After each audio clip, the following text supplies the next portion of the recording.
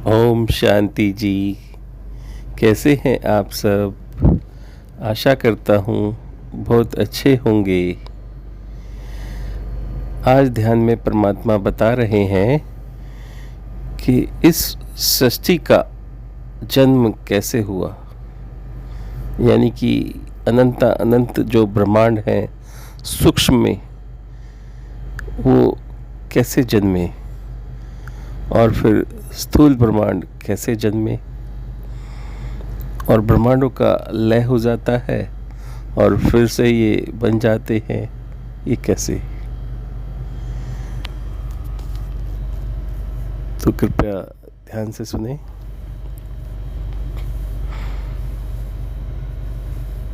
परमात्मा की आत्मा के द्वारा आत्मा के मन में विचार चलता है। उस विचार से वायु चलती है। उस वायु से जो विचार के एटम हैं, यानी आत्मा में विचार चला और विचार के जो एटम्स बने, सूक्ष्म एटम चारों तरफ फैलने लगे और परमात्मा का प्रकाश उन एटमों पर पड़ने लगा। तो परमात्मा का जो स्वरूप है वो प्रतिबिंब बनकर उन एटम्स पे पड़ने लगा। तो अनंत बिंदी के समान, बहुत ही स्टार के समान छोटे छोटे सूर्य बन जाते हैं। अनंत सूर्य बन जाते हैं सूक्ष्म में, और उसी को हम कहते हैं मन, उसी को हम कहते हैं जीव। अनंत मन बन जाते हैं। किससे? आत्मा के प्रतिबिंब से। और परमात्मा और आत्मा एक ही है। आत्मा सो परमात्मा। उसके मन से अनंत मन बन जाते हैं इस सृष्टि में, एटम्स के ऊपर।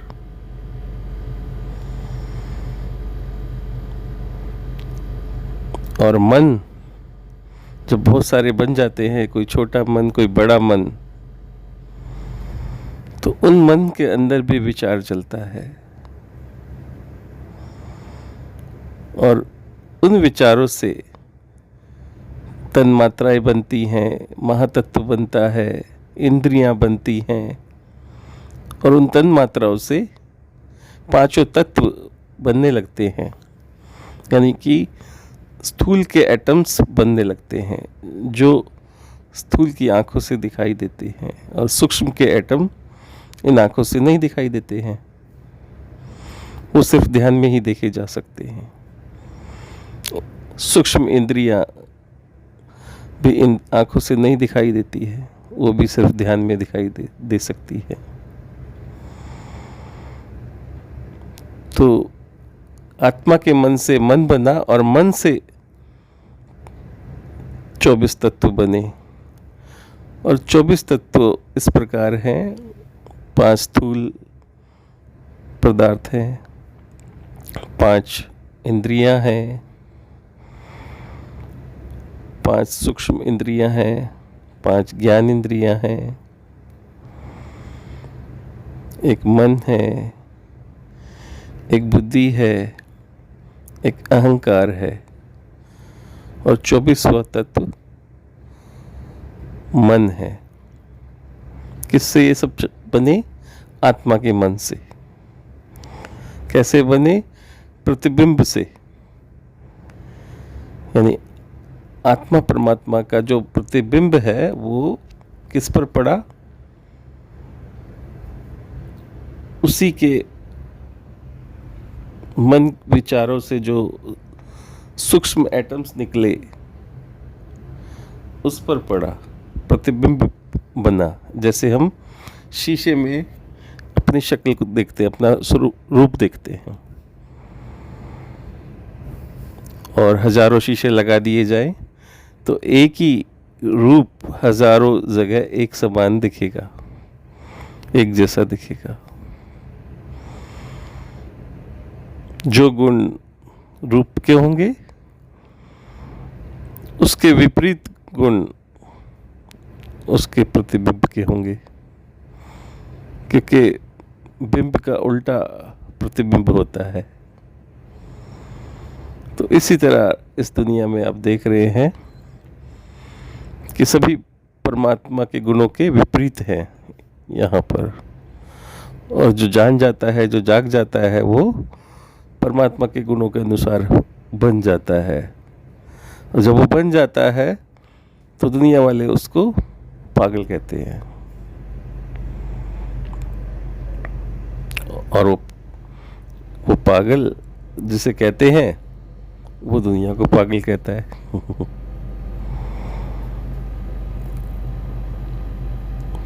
तो भाइयों, मैंने या परमात्मा ने यही बताया ध्यान में कि इस सृष्टि का जन्म मन से हुआ है, मन के एटम से हुआ है। एटम का जन्म मन से हुआ है। Molecule, atoms, electrons, neutron, protons, ये सब मन की देन है। आज साइंटिस्ट भी नहीं जान पाता कि ये एटम्स बनते कहाँ से हैं। ये सब गॉड पार्टिकल से बनते हैं। गॉड पार्टिकल क्या है? वो सिक्स्थ एलिमेंट है। ये दुनिया 5 एलिमेंट की है, वो सिक्स्थ एलिमेंट है। उसको कोई देख नहीं सकता, वो सिर्फ ध्यान में ही दिखता है, ध्यान में ही पता चलता है, एकाग्रता में। जब हम ध्यान लगाते हैं, जब हमारा तन, मन, बुद्धि एकाग्र होती है, मन शांत होता है, बुद्धि शांत होती है, जब शुद्ध बुद्ध यानी बुद्ध बन जाता है, तब एकाग्रता में दर्शन होते हैं। किसके? मन के। मन के दर्शन होते हैं, जिसे हम यहाँ की भाषा में आत्मा कहते हैं। तो मन के दर्शनों से पता चलता है कि परमात्मा का स्वरूप कैसा है। आप सोचिए, विचार कीजिए भाइयों, कि आप ध्यान में बैठे हैं, ध्यान में आपने विचार करना बंद कर दिया, आपके मन ने सोचना बंद कर दिया, विवेचना बंद कर दिया, आपकी बुद्धि सो गई है, आपका स्मृति, रिकॉर्डिंग सब ऑफ हो गया है। विचार करना, हिलना डुलना, सांस लेने का भी नहीं पता है। अब बिल्कुल निंद्रा अवस्था में आ गए, सपोज, यानी मृत के समान आप बैठे हैं। एक आपके सामने एक दृश्य आ जाता है, बहुत चमकता हुआ, विशाल, सूर्य के समान, बहुत तेज, सपोज आ गया। तो आप तो सोए हैं, आप तो मृत अवस्था में हैं, तो देखा किसने? विचार कीजिए, देखने वाला कौन है? वही चीज फिर आपकी स्मृति में भी रिकॉर्ड हो जाती है। विचार कीजिए, दर्शन किसके हुए? मन के, जिसे हम आत्मा कहते हैं, उसके दर्शन हो गए। देखे किसने? नहीं मालूम किसी को। आप तो सोए थे, शुद्ध बुद्ध खत्म थी, देखा तो एकदम जाग गए। तो देखा किसने? विचार कीजिए।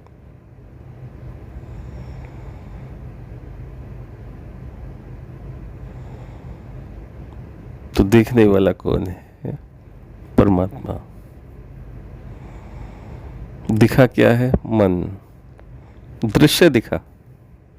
जितने भी इस दुनिया में दृश्य दिखते हैं सब जड़ हैं। तो आप सब दृश्यों से परे जाइए, उस अदृश्य को देखिए, उस विचित्र को देखिए। हम चित्र को देख करके ये मान लेते हैं कि हमने परमात्मा के दर्शन कर लिए या मन के दर्शन कर लिए।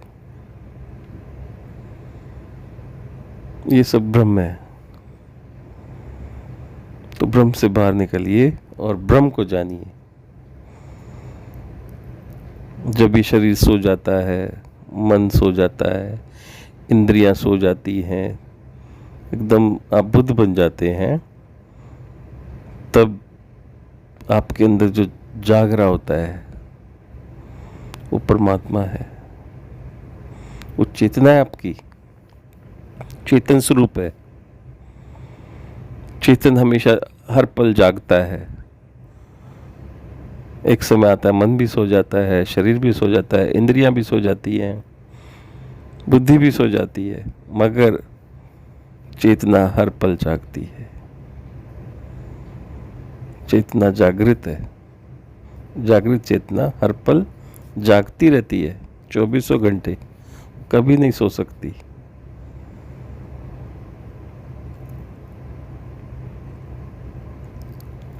और वो तो व्यापक है, हर जगह व्यापकता में है, असीम है वो।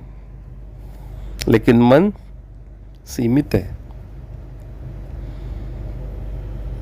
सीमित है तभी तो इतने सारे इस सृष्टि में मन बनते हैं, बिंदियां बनती हैं, स्टार बनते हैं, जिन्हें हम बिंदु स्वरूप कहते हैं। ये आत्मा है।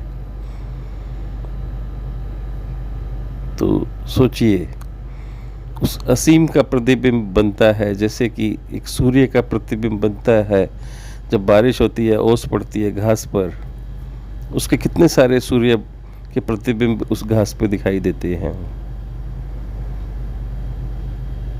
इसी तरह ये सृष्टि का जन्म मन से होता है। किसकी? मन से, परमात्मा के मन से। बहुत सारे मन बनते हैं और मन से ये सृष्टि स्थूल जो दिखाई देती है ये बनती है। जिस प्रकार एक सागर है, उदाहरण के लिए एक सागर है, एक शांत सागर है, विशाल सागर है, बहुत बड़ा सागर है। उस सागर में लहर कब चलती है? जब उसमें वायु आती है। तो वायु क्या है? मन है। एक तरह से मन में विचार चला तो वायु चली, उससे लहर चली, वायु से लहर चली। यानी कि सागर में जब तेज वायु आई, हवा आई, तो उससे एक लहर उठी। कोई छोटी लहर उठी, कोई बड़ी लहर उठी, कोई विशाल लहर उठी, अनंत लहर उठी। लहरी लहरें किनारों पे जाके टकराने लगी। और उस लहर जब आगे जाती है और रेत पर, तो अनेकों अनंत बुलबुले बनाती है। और बुलबुलों में से भी बुलबुले बनते हैं बहुत सारे। तो आप सोचिए भाइयों, उस बुलबुले का क्या अस्तित्व है, उस लहर का क्या अस्तित्व है, और उस सागर का क्या अस्तित्व है।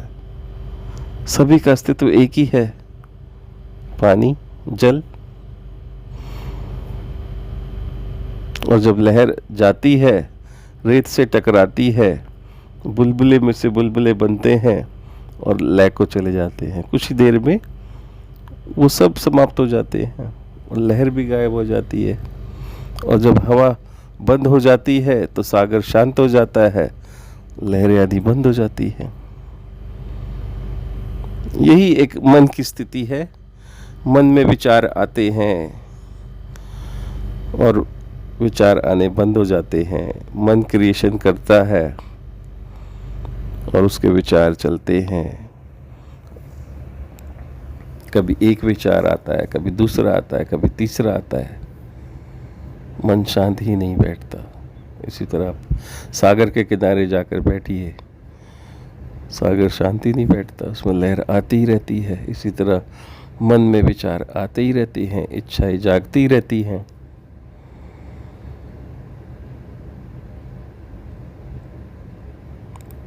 तो विचार करो भाइयों कि हमारा अस्तित्व क्या है। जैसे कि एक कुम्हार ने कुल्हड़ भी बनाया, प्लेट भी बनाई, सकोरा भी बनाया, मटका भी बनाया, घड़ा भी बनाया, बहुत सारी चीज़ें बनाई, लेकिन सारी चीज़ों का अस्तित्व देखिए ना, एक ही है, मिट्टी। लेकिन एक अहंकार खड़ा हो जाता है, मैं घड़ा हूँ, मैं सकोरा हूँ, मैं कुल्हड़ हूँ, मैं चम्मच हूँ, मैं प्लेट हूँ।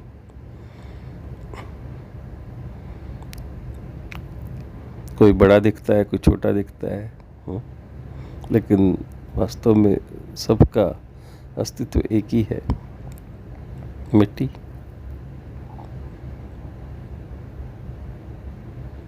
क्या घड़ा कह सकता है कि मैं कभी नहीं मरूंगा, कभी नहीं टूटूंगा? नहीं ना, उसको तो एक दिन टूटना पड़ेगा, मरना पड़ेगा, क्योंकि वो घड़ा है। क्या कभी मिट्टी कह सकती है कि मैं कभी नहीं मरूंगी? सोचिए, उसे पता है कि मुझे कुछ भी बना दो, मैं कभी नहीं मरने वाली। घड़ा बनाओ या सकोरा बनाओ या कुल्हड़ बनाओ, कितना ही तोड़ लो, मुझे कुछ भी नहीं होने वाला। लेकिन जो चीज़ बनती है उसे एक दिन टूटना या मरना पड़ता है। तो इसी तरह मैं बस यही समझाना चाहता हूँ कि हमारा अस्तित्व एक परमात्मा है, हमारे मन का अस्तित्व भी एक परमात्मा है, इस दिखने वाले जगत का भी अस्तित्व परमात्मा है, सूक्ष्म जगत का भी अस्तित्व परमात्मा है। तो उस एक को समझें, दो में ना पड़े। हम द्वंद्व में पड़ जाते हैं अलग अलग, तभी हमारे अंदर भ्रम पैदा हो जाता है और विचार नहीं कर पाते हैं। तो विचार कीजिए कि सृष्टि बनी किस में है और लय क्या होता है। लय होता है शरीर। जो अपने आप को शरीर समझता है, पंच तत्व का पुतला समझता है, जो शरीर भाव में रहता है वही मरता है। एक समय आता है मन भी मरता है। शरीर की इच्छा क्या होती है? भोग करना, विषयों का भोग करना, विषयों में जाना। और मन का क्या होता है? सुख दुख। मन लिप्त रहता है या तो सुख में या दुख में। और शरीर क्या सोचता है? जीना मरना, सोना जागना।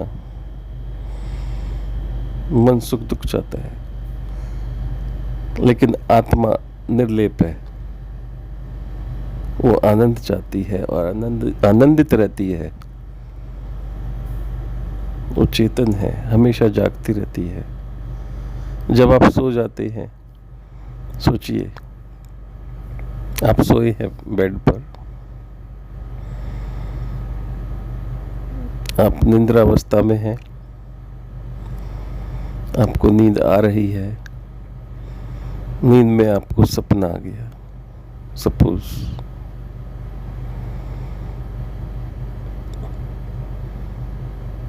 सपना देख रहे हैं आप, एक आप देखते हैं, बहुत कुछ बन जाता है सपने में, काफी सारे चित्र बन जाते हैं, आपका भी रूप बन जाता है सपने में, एक शहर बन जाता है, उस शहर में आप घूम रहे हैं, किसी ने आपको चाकू मार दिया, तलवार मार दी या गोली मार दी, या आपको सामने सांप आ गया, सांप ने डस लिया आपको, एकाएक घबरा करके आप जग जाते हैं। आप सोचिए वो सपना किसने क्रिएट किया? आपने। सपने में आप ही सांप बने, आप ही चाकू बने, आप ही तलवार बने, आप ही बंदूक बने, आप ही वो शहर बने, आप ही मकान बने। हर चीज़ की क्रिएशन तो आप ही से हुई है, यानी कि आपके मन से हुई है। सपना किसने देखा? आपके मन ने देखा। आप आदि निद्रा में, आदि मतलब आपका शरीर सोया है, मन जाग रहा है, मन सपने देख रहा है। और क्रिएशन किसने की? मन ने। सोचिए। और एकदम जाग गए आप। अरे अभी तो सांप आया था, मेरे को डसा था, मैं तो बिल्कुल ठीक हूँ। घबरा जाते हैं, फिर बाद में कहते हैं अरे मैं तो सपना देख रहा था, कुछ नहीं हुआ। लेकिन जब बहुत गहरी नींद में चले जाते हैं आप, जब कोई सपना नहीं आता है, तब कहते हैं सुबह उठ के मैं तो बहुत मज़े से सोया, बड़ी अच्छी नींद आई मुझे, मैं तो बिल्कुल स्वस्थ हूँ। तो 3 अवस्थाएं हैं हमारी, एक जागृत अवस्था, एक स्वप्न अवस्था, एक गहरी नींद अवस्था। गहरी नींद अवस्था उसी की होती है जो निश्चिंत होकर सोता है, भगवान का ध्यान करके सोता है, परमात्मा को जो याद करता है। योगी को हमेशा मस्त नींद आती है। जो मन में लिप्त रहता है, सुख दुख में लिप्त रहता है, जो भोगों में लिप्त रहता है, वासनाओं में लिप्त रहता है, वो चैन की नींद कभी नहीं सो पाता, परेशान ही रहता है, भयभीत ही रहता है, डरा डरा सा रहता है। जिस प्रकार यदि आपको पता लग जाए कि मेरे घर में सांप है, तो क्या आप घर में रह पाओगे? और मजबूरी है, रहना भी पड़ेगा, क्योंकि घर है हमारा और सांप कहाँ है मुझे पता नहीं। बस किसी ने बता दिया कि मैंने ऐसे ऐसे रस्सी जैसा कुछ काला काला हिलता हुआ देखा था, दिमाग में आया सांप, तो डरे रहोगे, परेशान रहोगे। उस परेशानी से आपको क्या क्या होगा? बीपी हो जाएगा, शुगर हो जाएगी, भयभीत रहोगे, घबराहट पैदा हो जाएगी, जैसे कोरोना काल में हुआ था। कोरोना है हमारे घर में, उसको कोरोना है, मुझे ना हो जाए। उससे बहुत सारी बीमारियां, भय से बीमारियां पैदा हो जाती है। और यदि पता लग जाए अरे देखो ये मिल गई वो टेढ़ी मेढ़ी चीज़, वो रस्सी थी, तो जैसे ही पता लगता है कि ये रस्सी है, वो सारा भय निकल जाता है, सारी बीमारियां दूर हो जाती है, सब कुछ खत्म हो जाता है और हैप्पी हो जाता है इंसान। इसी तरह ये तीनों अवस्थाएं मैंने बताई, जागृत अवस्था, स्वप्न अवस्था और गहरी नींद अवस्था। तो जागृत अवस्था जो ये है, यदि इसको अच्छे से समझें तो ये भी एक स्वप्न की अवस्था है। जागा हुआ आदमी वो होता है जो अपने अस्तित्व को जान ले कि मैं कौन हूँ, कि मैं स्वयं परमात्मा का स्वरूप है मेरे अंदर, परमात्मा का रूप हूँ मैं, अंदर मेरे परमात्मा है, ये मेरा बाहरी रूप है। ये परमात्मा की आत्मा के द्वारा, मन के द्वारा ये रूप मुझे मिला है।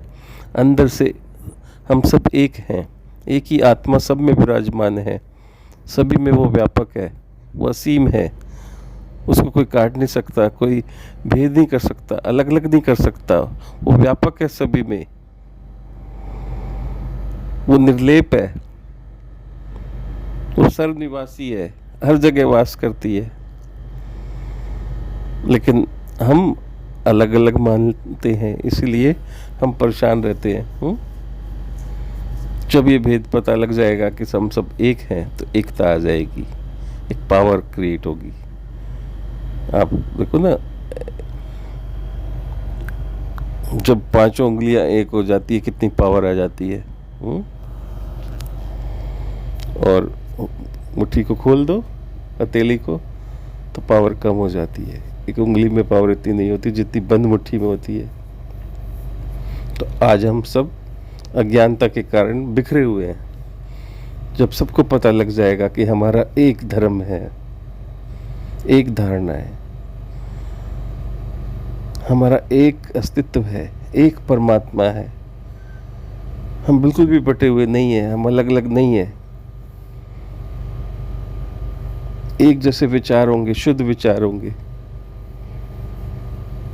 कोई पापी नहीं होगा, कोई दुराचारी नहीं होगा, कोई झूठा नहीं होगा,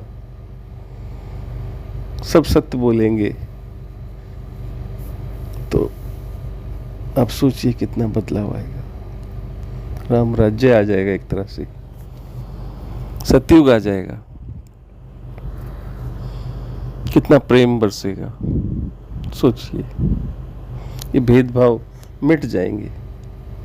ये भेदभाव के कारण ही आज इस जगत में दुख है। ये दुख दूर हो जाएगा। तो मैं बस यही चाहता हूँ कि भेदभाव मिटाएं और सब कुछ जानें, ब्रह्म ज्ञान पाएं, ब्रह्म ज्ञान लें। ब्रह्म ज्ञानी सदा निर्लेप रहता है, वो अमर होता है, वो कभी नहीं मरता। मरता क्या, शरीर। तो आप शरीर भाव में ना रह के आत्म भाव में आए। मन से ना बंधे। मन एक साधन है, उसको साधे। एकाग्रता से अपने कार्य में मन का इस्तेमाल करें। मन के वशीभूत ना बने। मन तो निरंतर बदलता रहता है, क्योंकि ये हमारा प्राकृतिक शरीर ही 3 अवस्थाओं से बना है। सत रज तम की 3 अवस्थाओं में प्रवेश करता है। ये तीनों ही बहुत ज़रूरी है, मगर लेकिन तीनों पे हमारा कंट्रोल होना चाहिए। कंट्रोल तभी हो सकता है जब आपके अंदर ज्ञान आएगा। आप अपने अस्तित्व को जानेंगे कि मैं अंदर से क्या हूँ, बाहर से क्या हूँ। अंदर मेरे परमात्मा है, और ये शरीर जो दिया है ये परमात्मा का दिया हुआ है, ये परमात्मा का है। मैं इस पे अपने मन की न चलाऊं, अपने आत्मा की सुनूं, दिल की सुनूं, अपने सतरूप को जगाऊं और अपनी अवस्थाओं को जानूं कि स्वप्न क्या है, जागृत क्या है और गहरी नींद क्या है। गहरी नींद में जब आप चले जाते हैं, सब कुछ सोया होता है। तो आप सोचो, आपकी गाड़ी को कौन चला रहा होता है? आप तो सोए होते हैं, सांस आ रही होती है ना। और जब सुबह उठते हैं आप रात के थके हुए, तो आप सोचिए आपके अंदर एनर्जी कितनी होती है। सब कुछ सही होता है। तो रात को देखो आपका कितना ख्याल करते परमात्मा। अच्छे से अपनी गोद में तुम्हें सुलाते हैं प्रेम से। सुबह मज़े से उठते हैं, और नींद किसी नहीं आती है। जो बेचैन रहता है, बेचैन कौन रहता है? वही जो मन के वशीभूत रहता है, वही लाभ हानि काउंट करता रहता है, सुख दुख में फंसा रहता है। ये सुख दुख प्राकृतिक जो है दिखाई दे रहे हैं, ये क्षण भर के हैं। इसमें अपना समय ना गवाओ। कुछ समय ऐसा निकालो जो स्वयं तुम्हारा हो। अपनी खोज करें, मैं की खोज करें। मैं कौन हूँ ये जाने। अपने जीवन को जाने कि मैं कौन हूँ। लिमिटेड समय बचा है, कुछ ही समय होता है जिसमें हम ये जानकारियाँ गेन कर सकते हैं। नहीं तो बाद में बुढ़ापे में तो शरीर तंग करने लगता है। कभी कहीं का दर्द, कभी कहीं का दर्द, और ध्यान ही नहीं लगा पाता, मेडिटेशन कर नहीं पाता है इंसान। तो भाइयों, मेरी यही विनती है कि अपने अस्तित्व को जाने, इस जगत को जाने, जागृत अवस्था को जाने, स्वप्न अवस्था को जाने, आत्मा को जाने, मन को जाने और परमात्मा को जाने। और आत्मा ही परमात्मा है, और आत्मा सर्वव्यापक है, हर जगह व्यापक है, और यही परम तत्व है। और इसका प्रतिबिंब मन है, और मन की रचना ये सारे एटम्स हैं, न्यूट्रॉन प्रोटॉन है, मॉलिक्यूल्स हैं। जिससे ये सारी सृष्टि बनती है, ये दृश्य बनते हैं, ये खुशबुएं बनती हैं, ये आवाज़ें सुनाई देती हैं। कभी विचार कीजिए कि ये सुनने वाला कौन है, ये आंखों के अंदर देखने वाला कौन है, विचार करने वाला कौन है, कि बोलने वाला कौन है, अंदर कौन है, उसको समझिए। और मरने के बाद क्या चला जाता है, ऐसा क्या रह जाता है, आप सोचिए, विचार कीजिए। जब इंसान मर जाता है सब कुछ तो खत्म हो जाता है। सोचिए, लोग कहते हैं इसमें से आत्मा निकल जाती है। आत्मा तो सर्वव्यापक है, वो हर जगह रहती है, वो जड़ में भी रहती है, चेतन तो है ही, वो हर जगह रहती है। वो मुर्दे में भी आत्मा रहती है, आप सोचिए। आत्मा निकलती नहीं है, शरीर वास करता है आत्मा में, आत्मा शरीर में वास नहीं करती है। हम सब परमात्मा में हैं, परमात्मा हम में है, हम परमात्मा में है, सारी सृष्टि परमात्मा में है। सोचिए,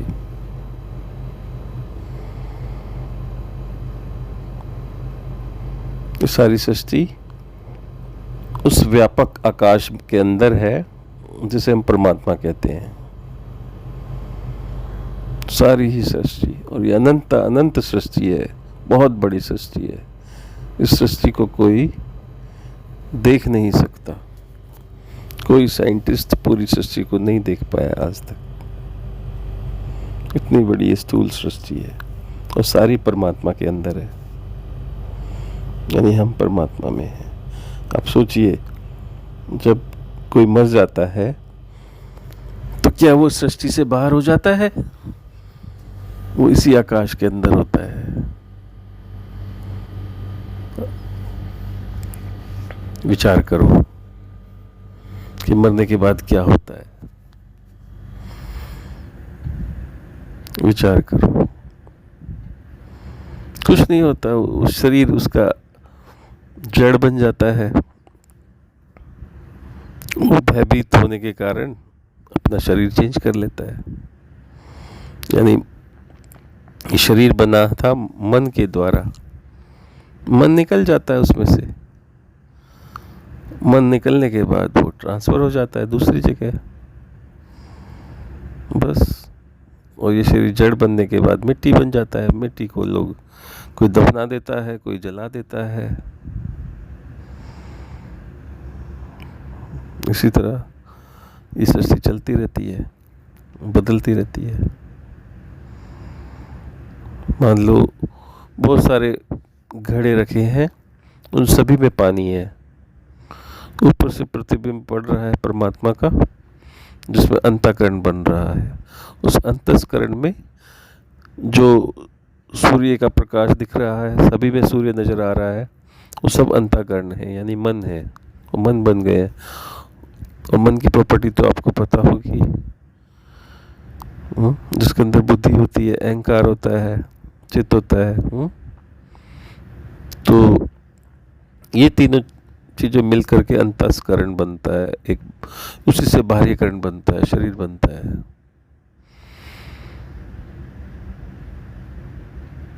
तो मान लो किसी घड़े में पानी है और पानी में अंतःकरण मतलब सूर्य का प्रतिबिंब दिख रहा है, और वो मटका यदि वीक पड़ जाए, चूने लगे, उसका पानी निकलने लगे, तो क्या करेंगे?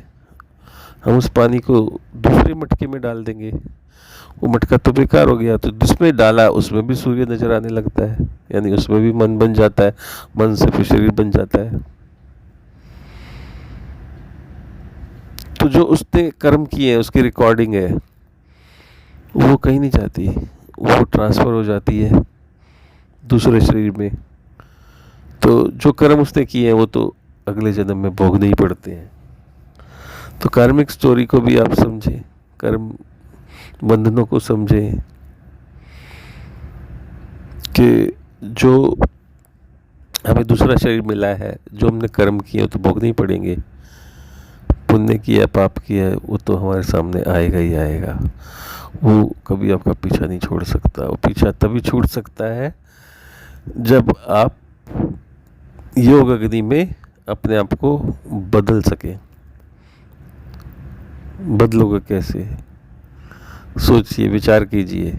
जैसे कि एक जौ है, चावल जिसमें से निकलता है, जिसे जौ कहते हैं। जौ से जौ पैदा होती है, चावल से चावल कभी पैदा नहीं होता। और जौ और चावल में सिर्फ कितना फर्क होता है? एक छिलके का होता है ना भाई, छिलके का फर्क होता है सिर्फ। उसका यदि चावल का छिलका उतार दिया जाए तो चावल को कितना भी मिट्टी में दफनाइए आप, पानी डालिए, कुछ भी कीजिए, मिट्टी में दबाइए, पौधा कभी नहीं उपजेगा। अगर जौ को डालेंगे तो प्राकृतिक रूप से वो पौधा बनेगा, पेड़ बनेगा, और पेड़ से फिर जौ बनेगा। सिर्फ कितना फर्क था? एक छिलके का। छिलके को दोबारा चिपका दीजिए तब भी पौधा नहीं बनेगा। तो इसी तरह ये शरीर है। इस शरीर में एक जरा सा फर्क है, एक छिलके का, मांस हड्डी इन सब का, एक मन का। इस मन को, इस शरीर को हटा दीजिए, आपके अंदर क्या मिलेगा? आत्मा। आत्मा से आत्मा कभी जन्म नहीं लेती, शरीर से शरीर जन्म लेता है। शरीर एक बीज रूप है। बीज के अंदर आप सोचिए कितना सब होता है। एक बड़ का बीज होता है या किसी भी फल का बीज होता है, उस बीज के अंदर कितना बड़ा वृक्ष होता है, और वृक्ष के अंदर कितने फल होते हैं, वो सब बीज में समाये होते हैं। और बीज को पता भी नहीं होता कि मेरे अंदर क्या क्या है। जब उस बीज को हम प्रोसेस करते हैं तो उसके अंदर से पेड़ भी बनता है, फल भी बनते हैं, फूल भी बनते हैं, और न जाने कितने सारे उसमें से बीज और निकलते हैं और पेड़ बनते हैं। और यदि उस बीज को भून दिया जाए, उसकी परत हटा दी जाए, तो आप सोचिए वो कभी पेड़ नहीं बनेगा, उसका दोबारा कभी जन्म नहीं होगा, वो मुक्त हो जाएगा। तो इसी तरह हमें योग अग्नि में अपने आप को तपाना है और मुक्त होना है। यदि हम मुक्त हो गए इस संसार से, तो ये जो नकली शरीर हमें मिला है, ये प्रतिबिंब वाला, ये मिट जाएगा, ये मन भी मिट जाएगा, और हम आनंद में रहेंगे परमानेंट। आनंद में तो है ही हम वास्तव में, पर अपने असली स्वरूप को नहीं जानते। हम इसी रूप को जानते हैं जो हमें मिला है, हमें दिखाई दे रहा है, जिसे हम महसूस करते हैं। तो इससे आज़ादी हमें मुक्ति से मिल सकती है, मोक्ष से मिल सकती है। हमारा जो हम देख रहे हैं आकर्षणों का जो मोह है, उसका क्षय हो जाता है, उसी को मोक्ष कहते हैं। और मुक्त हो जाएंगे, जहाँ से हम चले थे वहीं पहुँच जाएंगे, तो मुक्त हो जाएंगे। जितना हम आगे बढ़े हैं उतना ही हमें पीछे जाना पड़ेगा ना। तो जो हमने परंपराएं, धारणाएं ली थी, सबको छोड़ना पड़ेगा, मुक्त होना पड़ेगा। योग अग्नि में खुद को तपाना होगा, शुद्ध होना पड़ेगा। शुद्ध आए थे तो शुद्ध होके जाना पड़ेगा, नहीं तो एंट्री नहीं मिलेगी। और नहीं तो यही दुखमय संसार में दुख भोगना पड़ेगा। और यदि मुक्त हो गए तो इस संसार में आपको कितना आनंद मिलेगा, इसका आप सोच भी नहीं सकते। तो एक ब्रह्मज्ञानी ही बता सकता है कि ये दुनिया कितनी आनंदमयी बन जाती है। इस ब्रह्मज्ञानी के लिए उसका सारा मोह का क्षय हो जाता है, किसी से कोई मोह नहीं, सब दुनिया एक समान नज़र आती है। प्रेम ही प्रेम नज़र आता है, आनंद ही आनंद नज़र आता है। जिसको भी देखता है प्रेम की नज़र से देखता है, उसकी नज़रें बदल जाती हैं, प्रेम भरी उसकी दृष्टि हो जाती है। तो ऐसी दृष्टि सभी बनाए, तो आप सोचिए इस दृष्टि में कितना प्यार आ जाएगा। थैंक यू भाई, ओम शांति। थैंक यू, बहुत अच्छा लगा। Thank you.